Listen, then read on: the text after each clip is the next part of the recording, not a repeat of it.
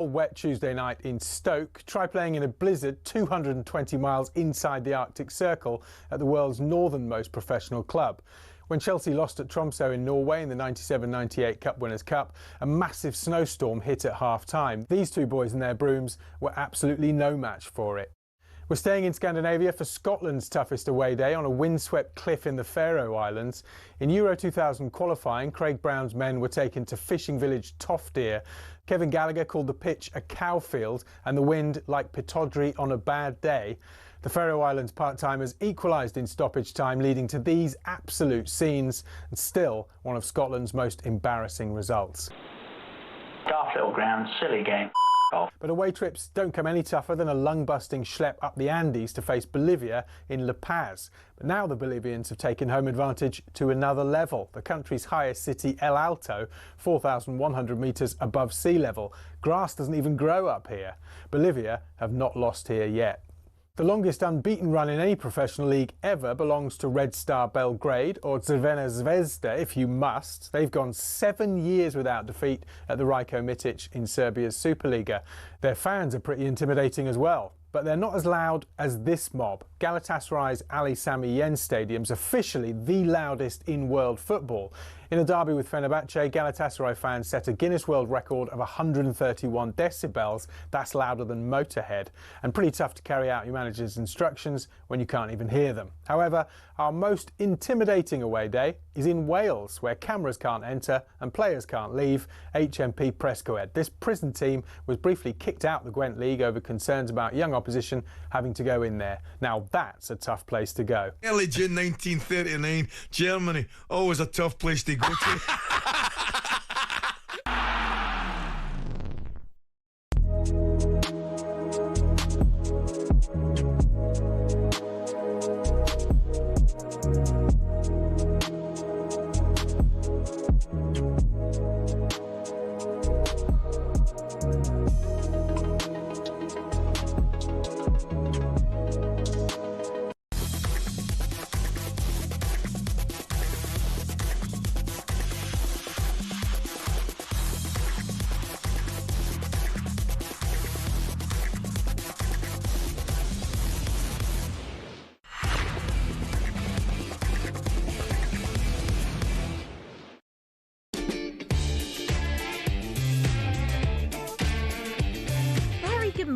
This morning. It is 5:02. This is the early sports breakfast. We're building up to talkSPORT breakfast this morning at 6 a.m. with Alan Brazil and Gabby Agbonlahor, founder and president of Matchroom Sports. Barry Hearn will be on the show a little bit later, and four-time Six Nations and 2003 Rugby World Cup winner Lawrence Dallaglio is popping into the studio as well. But Nick, what have we got going on over this hour then? Morning, Olivia. We'll start at the Etihad. City Blue, Newcastle away. Is Eddie Howe under any sort of pressure? We'll get into that. We're going to hammer Piers Morgan this morning. Plus, if you get us on YouTube, switch over because we've got a big row between Simon Jordan and Deontay Wilder to show you. And we're asking, who'd win in a fight out of all the Premier League managers? Ooh. As always, get involved on the usual number. Call us 03717 223344 or WhatsApp, text 81089. All right, let's get into it, shall we? We're asking all the important questions this morning, Nick. It's a Thursday thrill. That's all I'm going to say. I tell you what gave me a thrill last night. I was watching the football, obviously. Nice. One of my favourite sights in football is when a goalkeeper ends up sort of in the net like a big fish. Oh, yeah. I'm not going to lie to you. I've only watched the highlights. I went to bed at about 7:45. Good. Yeah. Well, Ramsdale, I think it was, maybe it was the Rangers header. He ran back in and he literally was just like rolling around. It's like when Is that the first goal? No. I think it was the second or third. No. It was like when a fisherman accidentally catch a big shark and it's just like, I can't. I wish if you're watching, if you're not watching, that's a real shame that you've just missed Nick too, by the way. Also, just going to ask you the question, out of all the Premier League managers, who do you think would win in a fight? David Moyes is a dark horse. Nah, surely not. Daniel Farke? Surely Sean Dyche's got to be up there. Well, I reckon like one punch. Tell you what, Leeds versus Forest tomorrow night. Maybe we'll see it on the touchline. Maybe we will. Right, that is the big question this morning. Thank you very much, Nick. 81089 on the text. Out of all the Premier League managers, who do you think would win in a fight? So, So good. Right now, the name I'm thinking is Sean Dyche. Right, let's get into the football, shall we? It was obviously the Carabao Cup semi-final, second leg. Newcastle's terrible away form continued. Guardiola steps into Wembley once again to face his apprentice, Mikel Arteta.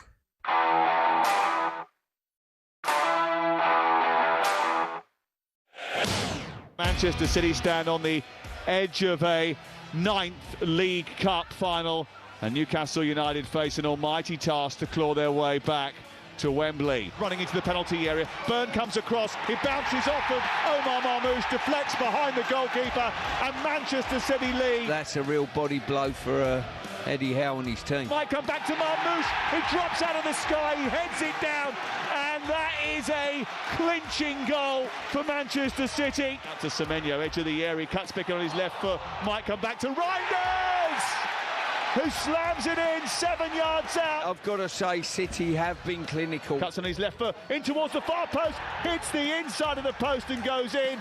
Anthony Elanga has his first Newcastle United goal. Full time at the Etihad. 3-1 to Manchester City, 5-1 on aggregate.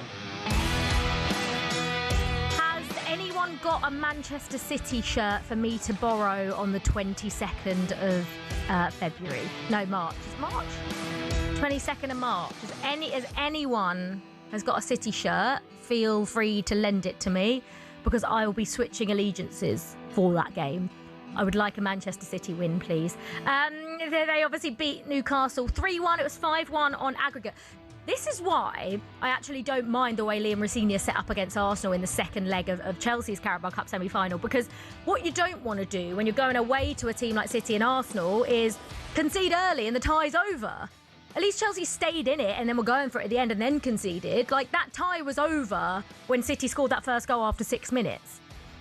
So I sort of get the approach. I thought James Trafford was one of City's best players, especially in that first half. But again, Newcastle just chance after chance after chance. And if you're not taking your chances, then you're never going to win games. And then it went from bad to worse with Anthony Gordon going off injured as well. So a really, really disappointing night for Newcastle. A really good one for Manchester City, getting through to the League Cup final.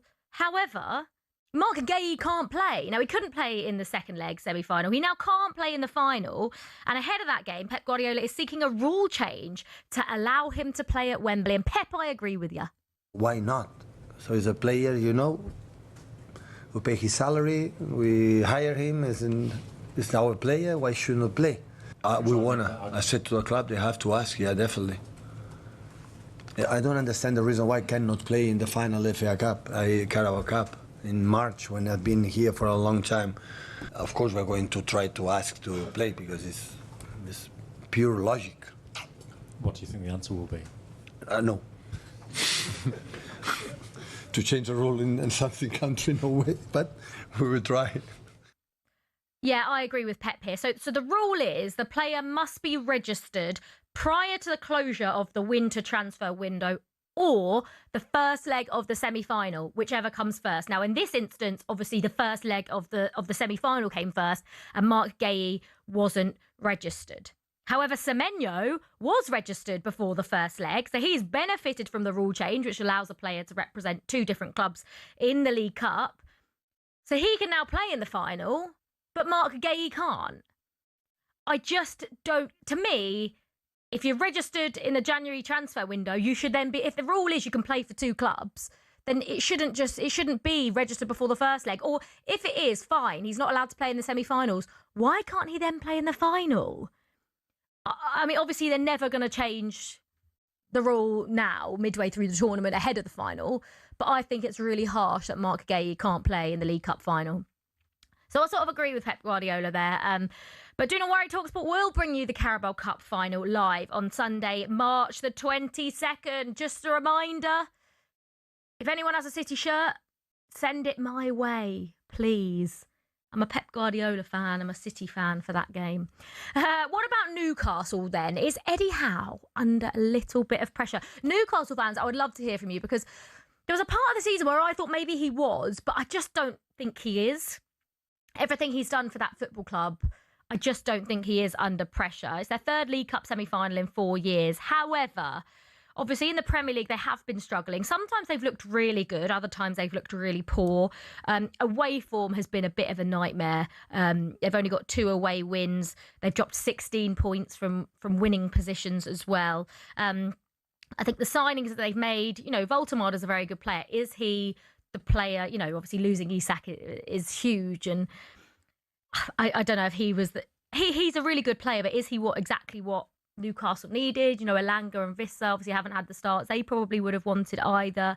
Add to that injury problems as well. And I think it's a little bit harsh to say he's under pressure, but I wonder what Newcastle fans think because of everything that Eddie Howe has done for your football club. All going well in the Champions League as well. You might actually get my club in the Champions League if they win their knockout against Karabag. That'd be a good tie, wouldn't it? But let us know what you think. 81089 on the text. On Sports Bar, Jason Cundy discussed Eddie Howe's position with a Newcastle caller. But I don't think Newcastle, at this stage of the season, 24 games in, can be the bottom half of the table. I don't care how many points they are off top 5. You can't be without there being a noise. I genuinely feel that has to come with it. Just bearing in mind where they were 2-3 years ago in the Champions League. But at the same time, who would you actually think could replace Eddie Howe? Well, no, that's a different conversation, right? And also, what really is interesting is the England job might come up in the summer, and Eddie Howe's name was linked with that. There is a very good chance that England may well be looking for a new manager. That's something that may appear. Yeah, Newcastle fans, I'd love to hear from you. 81089. What do you think on Eddie Howe and his future at the club? The talkSPORT's Premier League coverage returns tomorrow night. It's a relegation 6-pointer. Leeds against Forest is live tomorrow night from 7 p.m. And right, I feel like if you have the chance to get us on YouTube, now is the time to turn over. Or if you've got the talkSPORT app, just flick over to the visual feed because heavyweight boxer Deontay Wilder absolutely lost it with Simon Jordan on our Talk Boxing podcast. Wilder stormed out of the interview when Simon brought up Tyson Fury. This is well worth a watch. I wanted to move you on to Tyson Fury.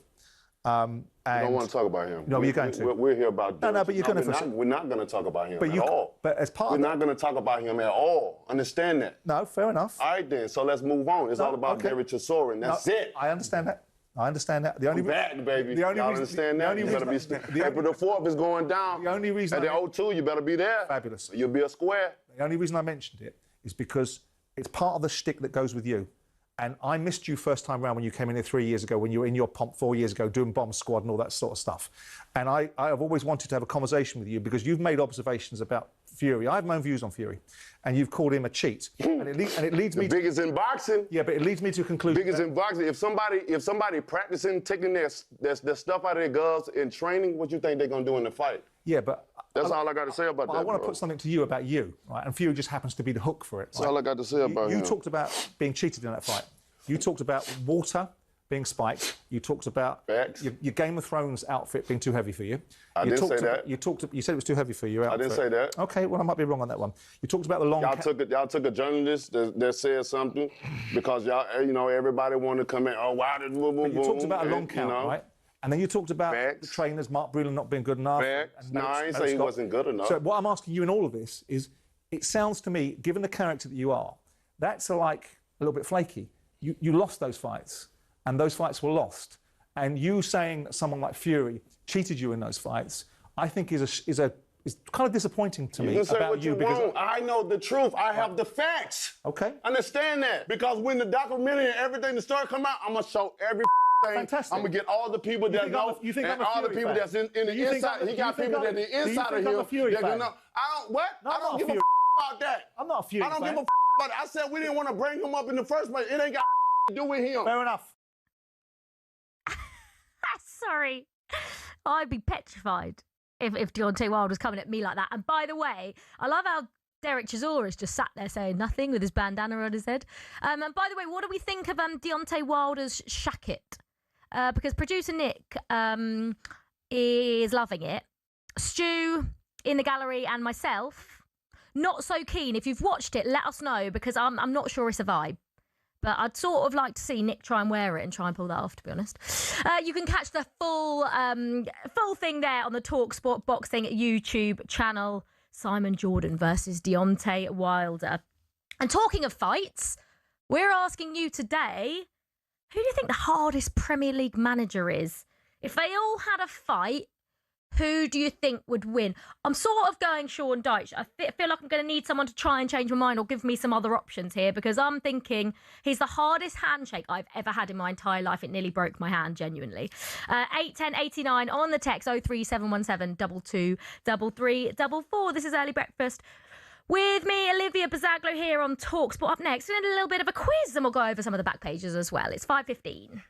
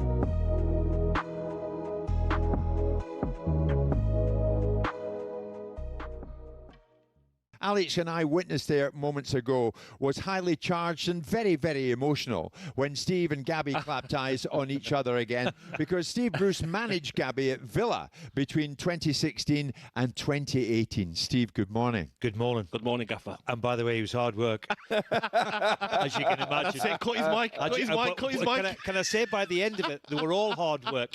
And Gabby become one of the leaders of the pack, would you believe? Steve, he was terrific. Let's set the record straight. When you arrived at Villa Park in October 2016, Gabby had been out in the cold and was training away from the first team. But you brought him back into the fold. Is this true? He was straight back in, yeah. I wasn't really interested in what happened in the past, so I dragged him in and said, I'm not really interested in what's gone on before.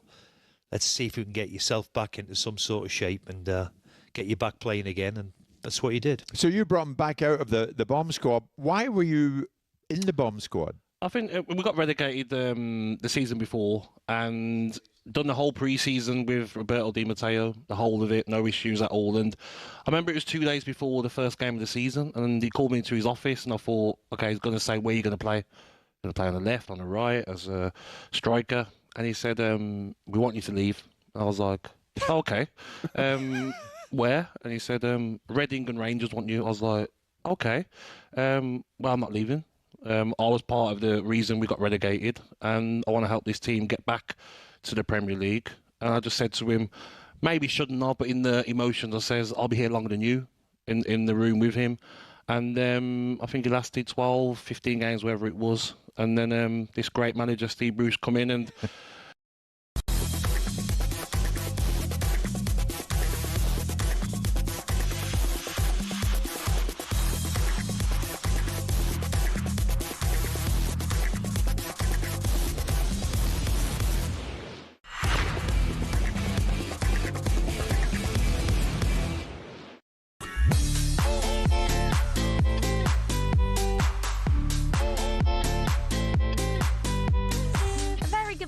I'm Olivia Bazaglo. You're listening to the Early Sports Breakfast on talkSPORT. We have the final of the Carabao Cup confirmed. Manchester City will face Arsenal. And is Eddie Howe under a little bit of pressure after that defeat to Manchester City in the semi-final last night? We're building up to talkSPORT Breakfast at 6 a.m. with Gabby Agbonlahor, who's joining Alan Brazil this morning. A few more things you need to know then. Rangers extended their unbeaten run to 8 games as they thrashed 10-man Kilmarnock 5-1 at Ibrox. The victory has taken them to within 3 points of Scottish Premiership leaders Hearts. Swindon have been thrown out of the EFL Trophy, fielding 2 ineligible players in their win over Luton Town. Captain Ollie Clark played while suspended, and Aaron Drinan came on despite not being on the team sheet. Luton now moving to the quarterfinals to face Plymouth.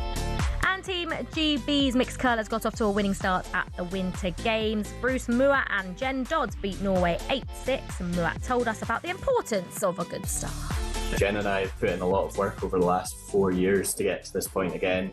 We were obviously disappointed with the 4th place, but we learnt a lot from the kind of playoff games that we played there, which helped us in the men's and women's games at the Olympics, and we both came away with medals. So those experiences are going to help us. We've got the silver medal at the World Championships in April, and that's put us in a really good spot to come into this event as hopefully one of the front runners, and a lot of teams will be scared to play us. Bruce and Jen are back in action this morning to face Estonia at the opening event of the Games in Milano Cortina. Continues for more on all the biggest stories. You can go to talksport.com. We want you to get involved this morning, 81089 on the text. Today, we're talking about who's the hardest Premier League manager. Paul the Spurs fan has said, morning, Olivia. Has to be Sean Dyche. He would knock anyone out, then stand over them like a wrestler shouting in their face. I've gone with you, Paul. Sean Dyche. Russell saying Thomas Frank would win in a fight between the Premier League managers. He would bore them all to death. Oh, no, we like Thomas Frank. I like Thomas Frank. Darren said, Olivia, you can't wear another team shirt. That's disgraceful. I'm not going to wear another team shirt. I wouldn't do that. However, I just would like everyone to know that day I will be a Manchester City fan, and that's absolutely fine. Reese said, I have a spare Havertz shirt you could wear. Whatever. Kai Havertz will always be remembered for 2021 in Porto wearing a Chelsea shirt. Just a reminder for all you Arsenal fans out there that are celebrating Kai Havertz scoring goals against Chelsea. We were celebrating Kai Havertz scoring goals in a Champions League final. I've got another text. Eddie Howe is under pressure. He stabilised the club, but we go no further with him in charge. Neil, the Wigan fan, how can you question Howe's future? He's had one difficult season. It's ridiculous. I hope you're not aiming that at me, Neil, as in you, because I don't actually think he's under pressure. I don't think he should be under pressure for what Eddie Howe has done for that football club. I just would actually quite like to know how Newcastle fans are feeling about it, because I'm obviously not a Newcastle fan, so it's different when it's your own club. Get in touch today with the show, 81089 on the text. Who is the hardest Premier League manager? Okay, just before the break, I said there was going to be a little quiz. This is something new, Nick.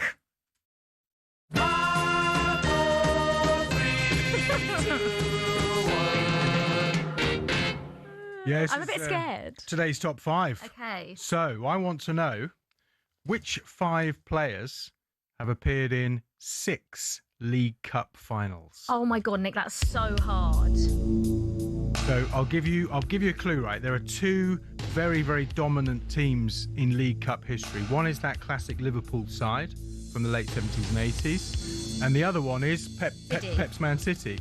Okay. So 2 Man City stalwarts from that time. Kevin De Bruyne. No. But he was injured, wasn't he, a lot? He was a bit, yeah.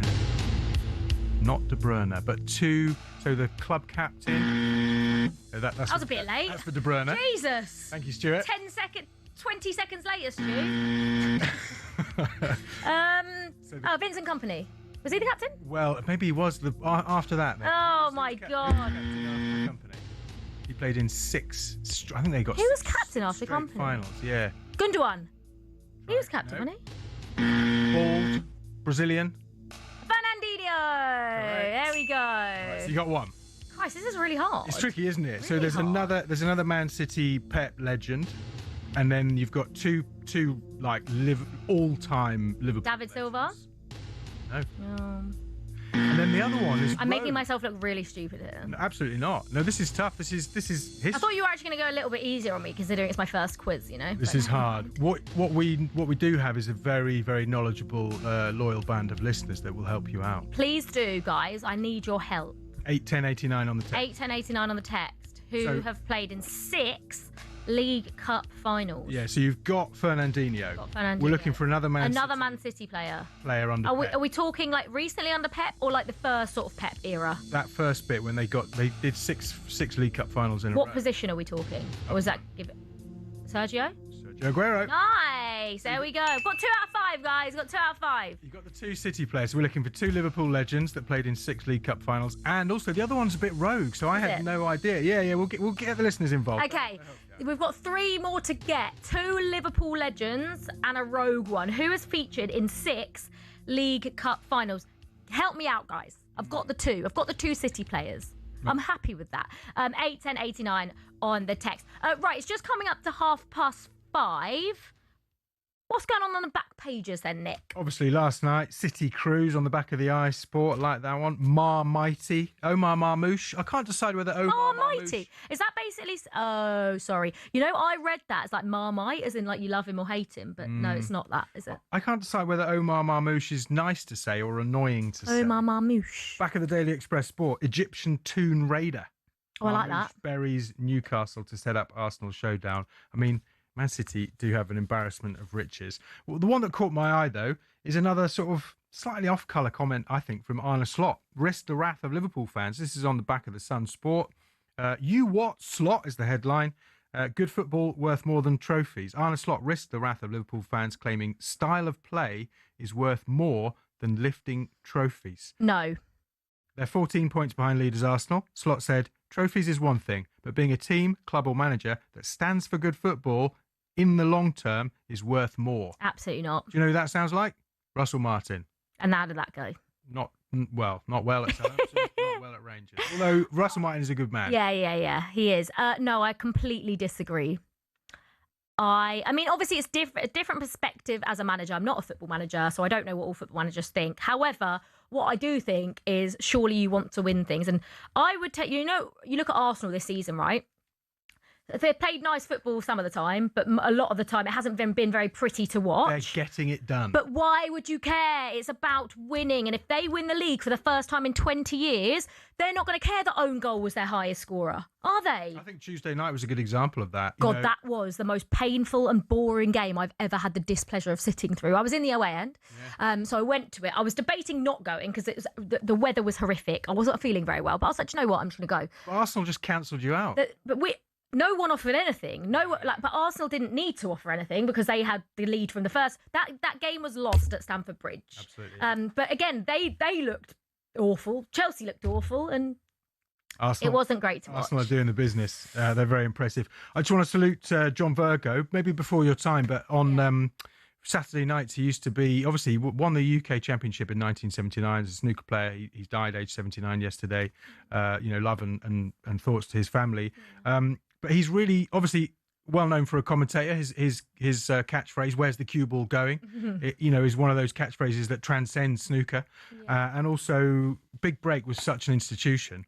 And him alongside Jim Davison was such a fantastic sort of way of bringing snooker into people's living rooms. Lots of tributes. Ronnie O'Sullivan saying he finished his match in Hong Kong yesterday to find out the news. He said, love to Rosie, Brooke and Gary. That's John's family. He loved spending time with them. Ronnie O'Sullivan says he's absolutely gutted. And Sean Murphy says the voice of snooker will be sadly missed. Rest in peace, JV. So big salute to John Virgo. And just finally, before I go, ITV adverts in Six Nations scrum breaks. Viewers of the Six Nations rugby will have to put up with one advert, one in each half, during play. It's going to be before a scrum. It'll be like a sort of split screen thing, so you can see some of the action and some of the... and an advert, one in each half. And they're talking about bringing it in for the World Cup football as well. But don't FIFA need to approve it? That's what So do you reckon that'll get approved? I don't know how I feel about that. But I suppose if it's split screen, then you can still see the action. So if it helps keep sport on free-to-air TV, that's a good thing. Yeah. We look at so many adverts anyway, on the shirts, on the hoardings. I mean, I think it's one of those things where it's annoying, but we'll get used to it, won't we? Yeah, absolutely. Right, that was a review of this morning's back pages with talkSPORT's Nick Ellaby. Thanks, Nick. Nick will be back a little bit later to have some fun with the front pages. I'm Olivia Bazaglo. You are listening to the Early Sports Breakfast on talkSPORT. Up next, we'll find... I don't know, we don't need to find a reason because Piers Morgan just comes out with some very, very stupid things sometimes. It is coming up to 5:30 and we're going to hammer him next.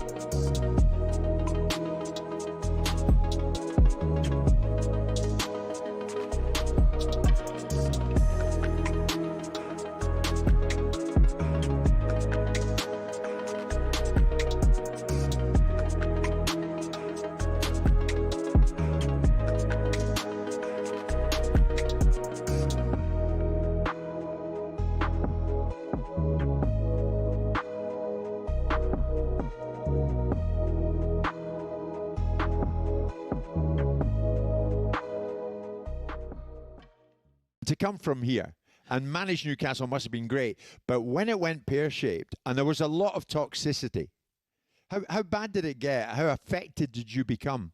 Well, where I lived, there was a little cottage in the gardens, and an elderly couple lived in the gardens. And the number of times we had to get the police was not great. And it was in amongst COVID too, where, you know, people weren't at their best. And listen, it's been well documented. Why the police? What happened? Well, I lived on the back of Jesmond Dean, and one night there was rockets being fired. You know, these big fireworks being fired at the house, and you know, and the people that knew I'd got there. But look, it was a handful, and there's always a little handful. But all in all, it was difficult because some of the press in particular weren't having me from day one, which I fully get.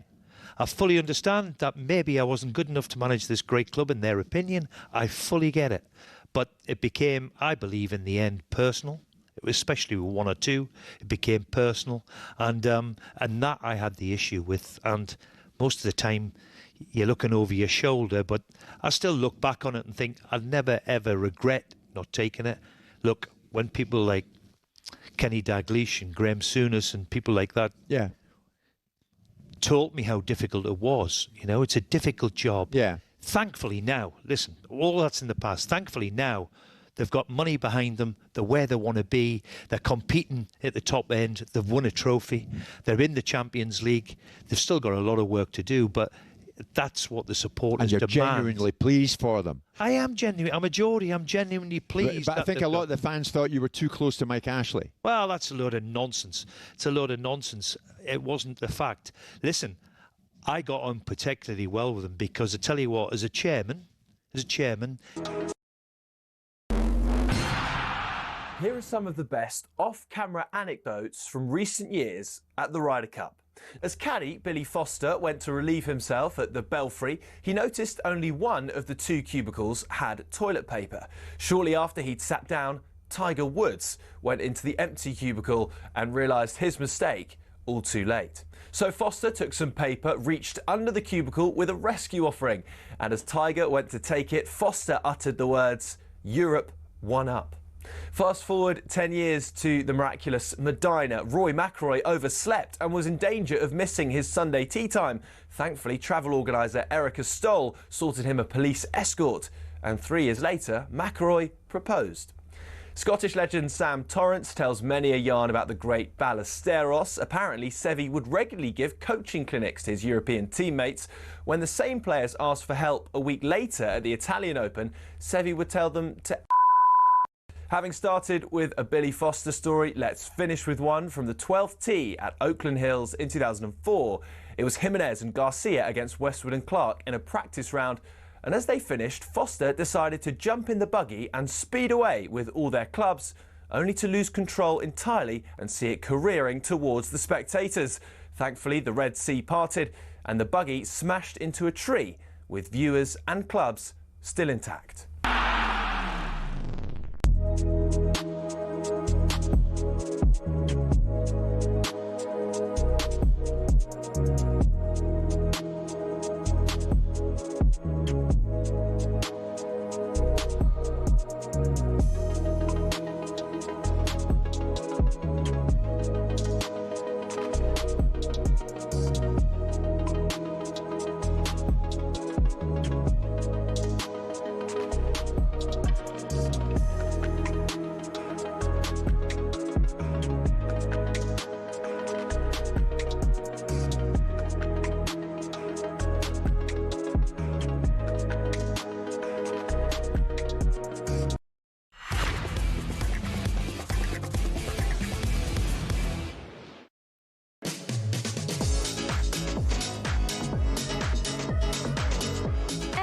Good morning.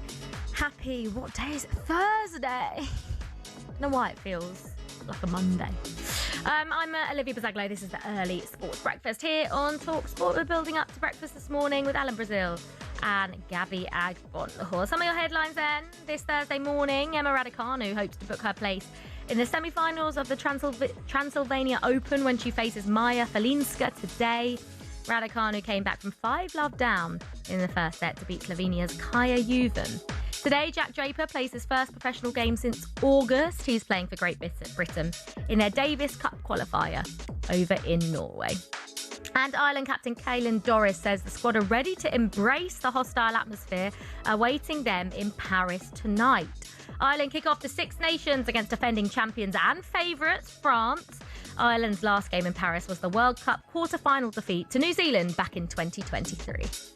It's pretty much the pinnacle of the game, really. We've had some fond memories here in the past through the World Cup and some not so good ones as well. But what's been consistent throughout has been an unbelievable atmosphere. So, yeah, we want to enjoy that. So, yeah, it's going to be a special spectacle and we're hoping to put our best foot forward. For more on all the latest stories, you can go to talksport.com. And remember, you can watch us on your smart TVs, Samsung, LG, Fire TV, Apple, Chromecast, Android, Google TV, even Prime Video. TalkSport is there. Right, it is time for my newish feature.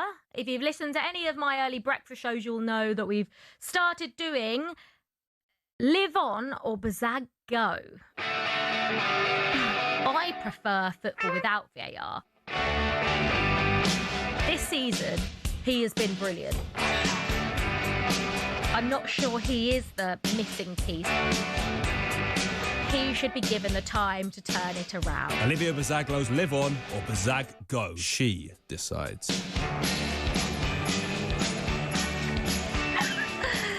Oh, I love it. So I'm Liv Bazaglo and I have to decide whether something's going to live on or Bazag Go. Okay, so I pick 3 things, usually 2 football, 1 random.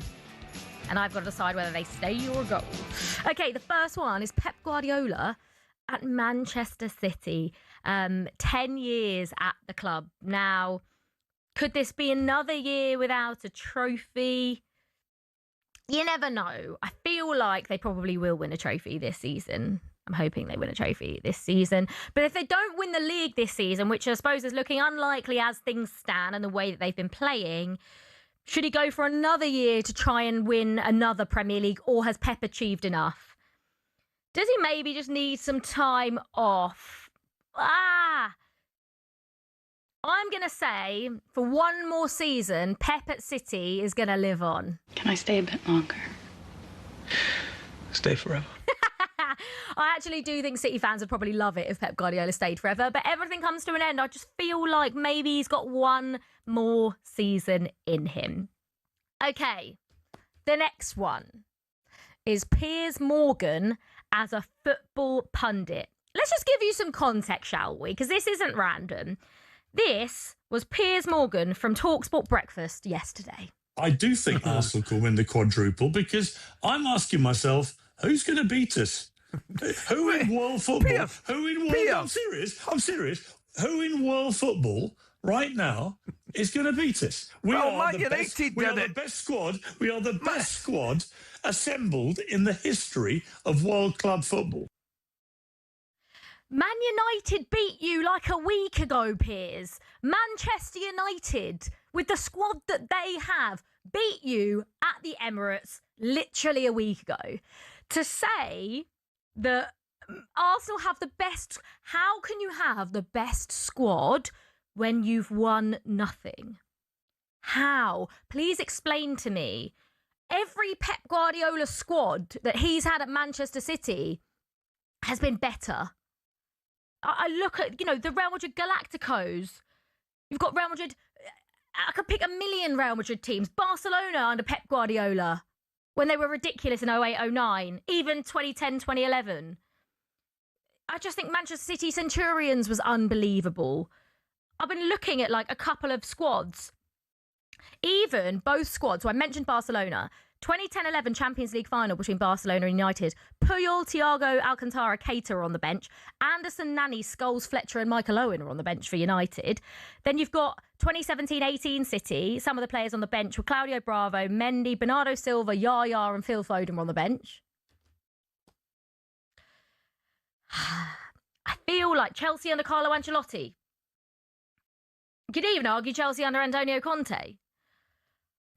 I just don't understand. I mean, he knows what he's doing, doesn't he, Piers? He knows exactly what he's doing because he's getting idiots like me to get annoyed by him saying that Arsenal have the best squad there's ever seen.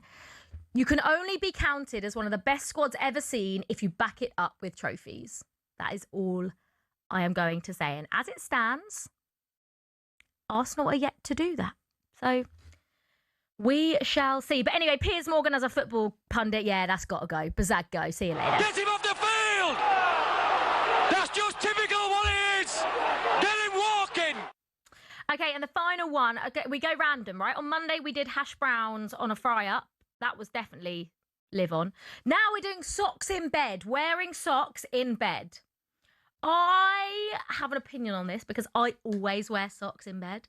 As in, I always get into bed with socks on, but within like a minute, they're off. But I have to get into bed with them on. So that, for me, is a live on. I'm here for that. Can I stay a bit longer? Stay forever. Let me know, what do you think about wearing socks in bed? Is that a stay or is it a go for you? But I quite like it. I don't know, something about getting in bed with socks on and then taking them off whilst you're in bed. I don't know. Nick, what do you reckon? I like wearing socks in bed. It's like total coverage, isn't it? Yeah, but I take them off very quickly, though. I'm quite tall and often my feet will poke out the So end. you need socks on. I need a bit of extra cover. Yes. Right, okay, it's 5:41. It's time now for this. It's a front page throwdown. Oh, what a move! The front page is first on the early sports breakfast. Talk Sport. Right, time to have a look at some of the front pages. Nick, what have you got for us?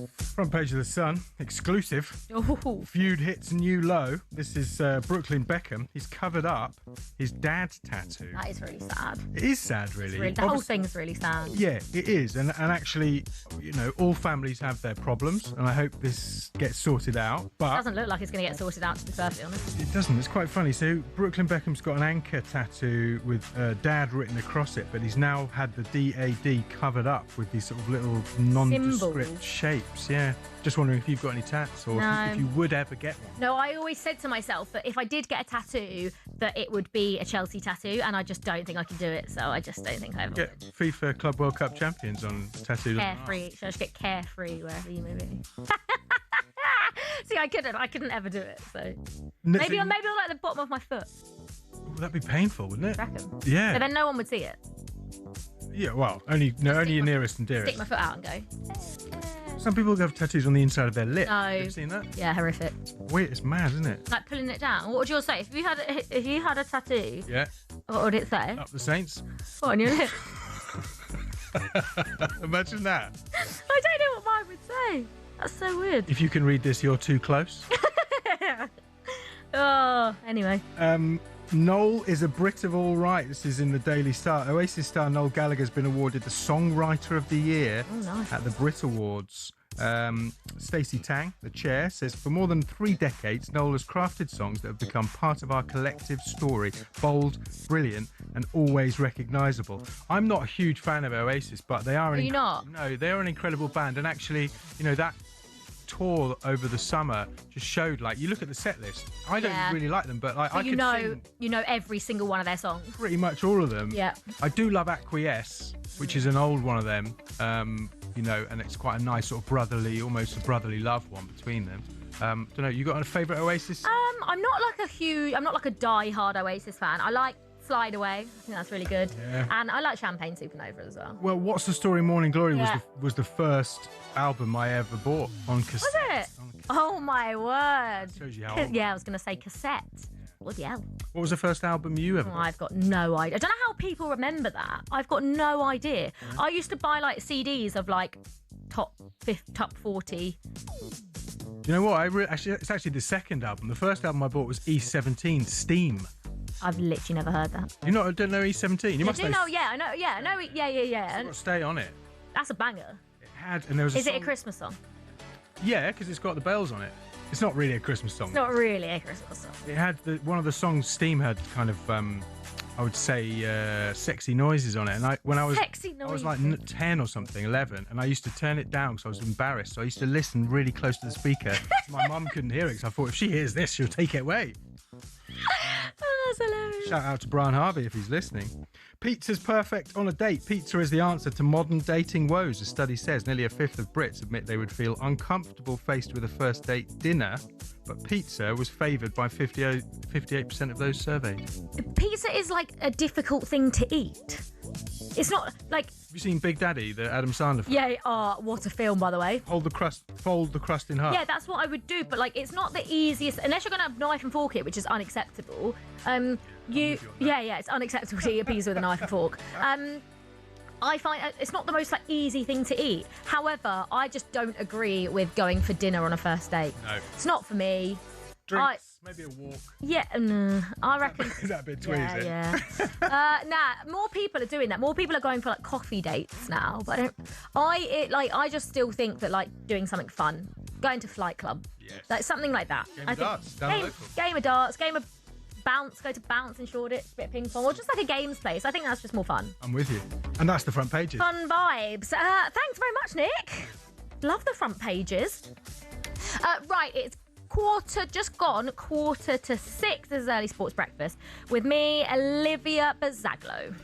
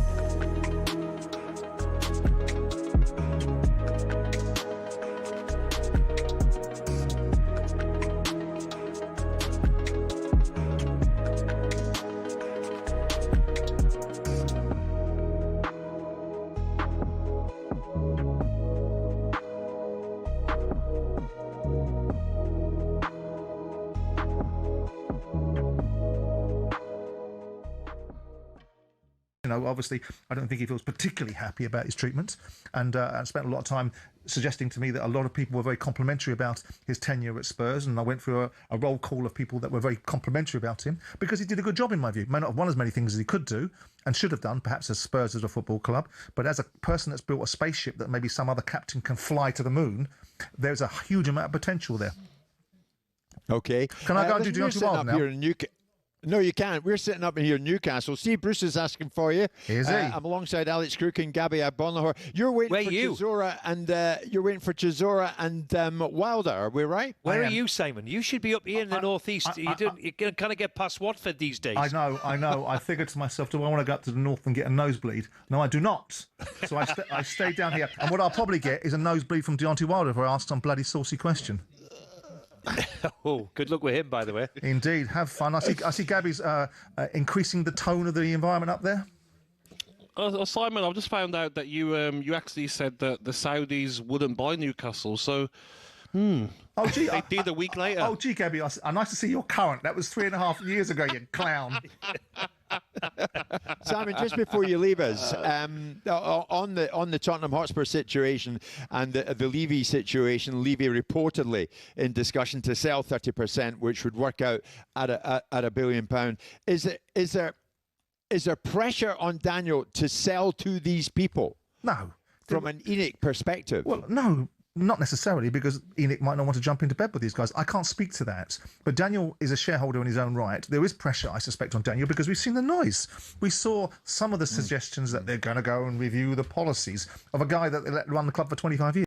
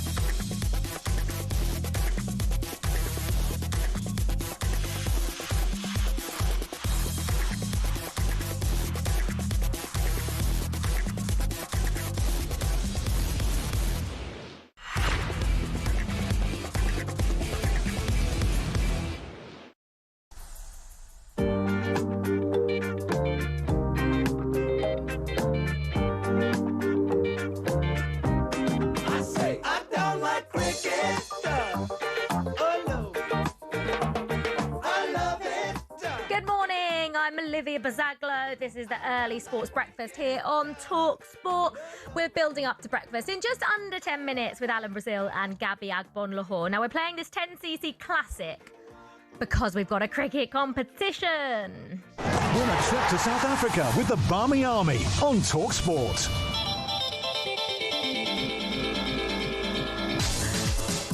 Well, how does escaping the winter for the holiday of a lifetime sound? Sounds pretty good, doesn't it? We're giving away an incredible 7-day trip for two to South Africa for the 2027 New Year's test. You'll spend 6 nights in stunning Cape Town cheering on England at the iconic Newlands ground with the official Barmy Army. Flights, hotel and match tickets plus $2,500 in spending money. The countdown is on. You've only got until 4 p.m. tomorrow to get your entry in. So here's how you can. For your chance to win, text WIN to 83338. Text costs £2.50 plus your standard network rate.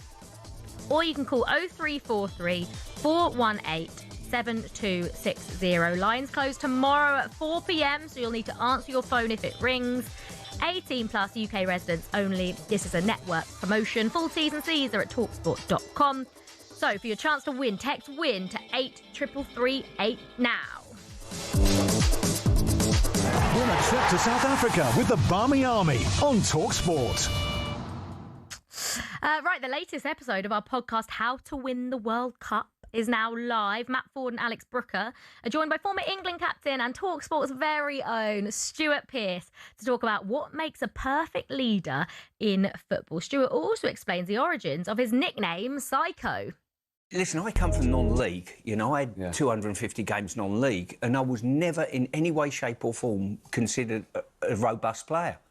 Wingers used to knock the hell out of me as a young kid, and I used to get looked after by senior pros and all that game that had been around the block. So I had to sort of, you learn the hard way, you know. So all of a sudden you come into the pro game and all of a sudden people think you're some sort of tough player. So you think, well, look, you know, if the ball's up in the air and the winger's about to jump and you just shout, Pierce, you know, and all of a sudden the little turtleneck comes in like that and they keep that. And if it plays to it and makes my job easier, all well and good.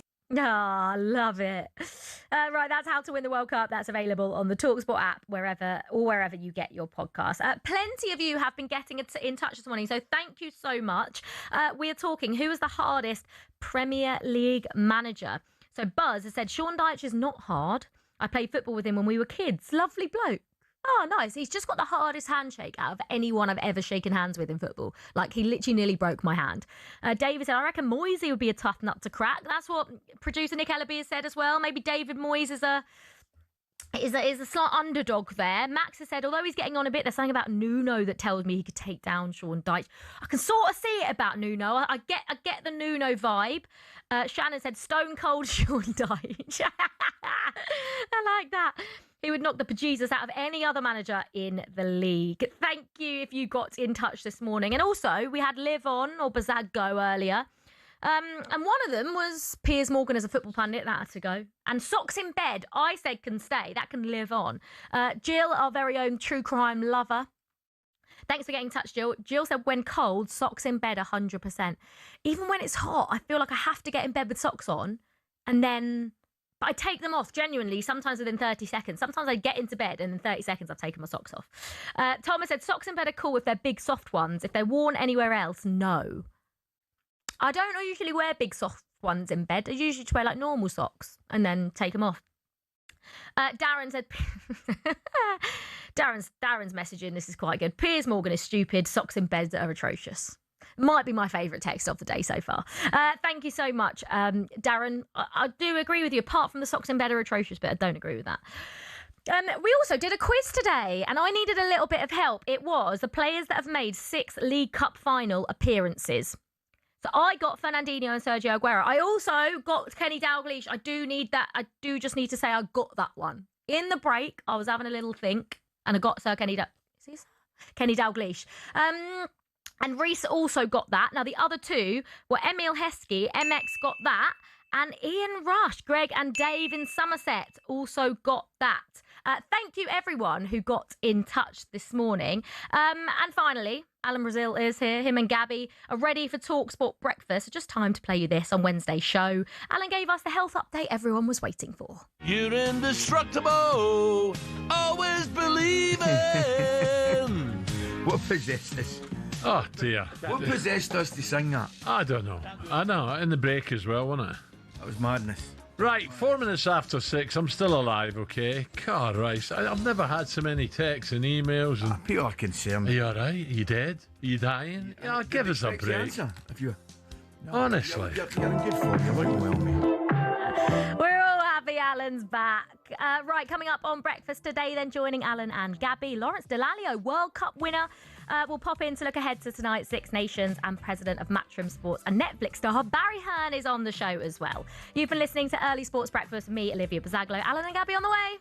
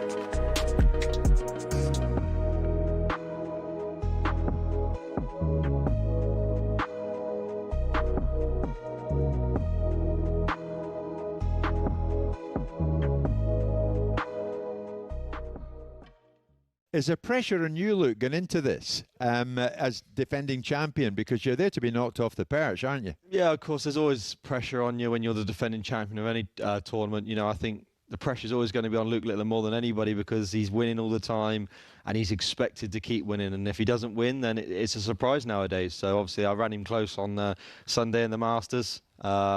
And he knows that, you know, there's other players now playing pretty well. You know, Gern Price is playing good and Gian's testing him. So, you know, Luke Littler's definitely the man to beat. But, of course, I'm the reigning champion. So, yeah, he's going to want to take that off my hands and I'm going to do everything I can to... Let me pick you up on that. You declared after Sunday's narrow defeat to him in the Masters final, the Winmau Masters final, Luke Littler, the greatest darts player that's ever lived.